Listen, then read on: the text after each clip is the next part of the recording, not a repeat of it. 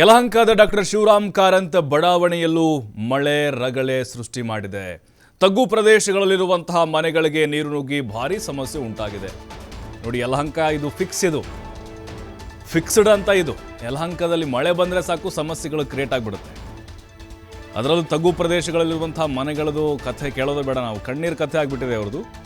BDA ಕಾಮಗಾರಿ ಹಿನ್ನೆಲೆ ಚರಂಡಿ ನೀರು ಮನೆಗಳಿಗೆ ನುಗ್ಗಿ ಸಮಸ್ಯೆ ಆಗ್ತದೆ. ಈ BDA ಕಾಮಗಾರಿದೊಂದು ಗೋಳಿ ಉರಿದು ಪ್ರತಿ ಬಾರಿ ಚರಂಡಿ ಮಣ್ಣು ಮಿಶ್ರಿತ ಕೆಂಪು ನೀರು ಮನೆಗೆ ನುಗ್ಗಿ ತೀವ್ರವಾದಂತಹ ಸಮಸ್ಯೆ ಅನುಭವಿಸ್ತಾ ಇದ್ದಾರೆ. ಜನ ಪರದಾಡ್ತಾ ಇದ್ದಾರೆ. ಕೆಲಸ ಬಿಟ್ಟು ಅದೇ ಕೆಲಸ, ಮಳೆ ನೀರನ್ನು ಹೊರ ಹಾಕೋದೇ ಫುಲ್ ಟೈಮ್ ಜಾಬ್ ಈಗ ಜನರಿಗೆ. ಯಾಕೆಂದರೆ ಮೊದಲು ಮನೆ ಕ್ಲೀನ್ ಮಾಡಬೇಕಾಗಿರುತ್ತೆ. ನಿದ್ರೆ ಇಲ್ಲದೆ ಹತ್ತಾರು ಮನೆಯ ಜನರು ಸಂಕಷ್ಟವನ್ನು ಅನುಭವಿಸಿದರು. BDA ಕಾಮಗಾರಿಯನ್ನು ಮಾಡ್ತಾ ಇದ್ದಾರೆ. ನೋಡಿ, ಮಳೆ ನೀರು ಅದು ಮಣ್ಣು ಮಿಶ್ರಿತವಾಗಿ ಬರ್ತಾ ಇದೆ. ಇಡೀ ಮನೆ ಮಂದಿ, ಮಕ್ಕಳು ಮರಿ ವೃದ್ಧರು ಎಲ್ಲ ಸೇರಿಕೊಂಡು ಆ ನೀರನ್ನು ಹೊರ ಹಾಕೋದ್ರಲ್ಲೇ ಬ್ಯುಸಿ ಆಗಿಬಿಟ್ಟಿದ್ದಾರೆ. ಅದು ಹಿಡಿ ಶಾಪವನ್ನು ಹಾಕ್ತಾ ಮಳೆ ನೀರನ್ನು ಹೊರ ಹಾಕ್ತಾ ಇದ್ರು. ಚರಂಡಿ ನೀರು ಮನೆಗಳಿಗೆ ನುಗ್ಗಿ ಬರ್ತಾ ಇದೆ. ಇದು BDA ಕಾಮಗಾರಿ ಅರ್ಧಂಬರ್ಧ ಮಾಡಿದ್ದಾರೆ.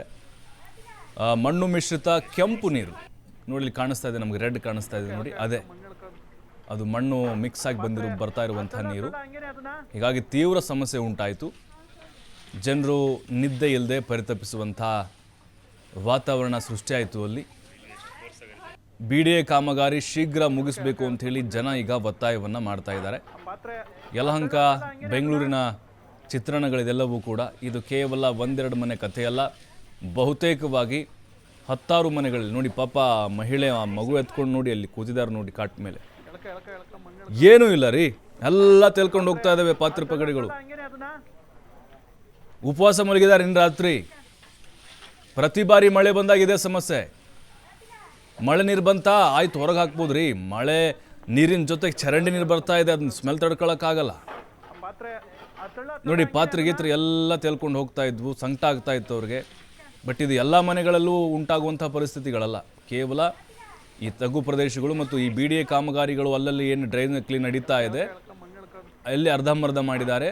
ಅಲ್ಲಿರುವಂತಹ ಮನೆಗಳಲ್ಲಿ ಈ ರೀತಿ ಸಮಸ್ಯೆ ಉಂಟಾಗ್ತಾ ಇದೆ.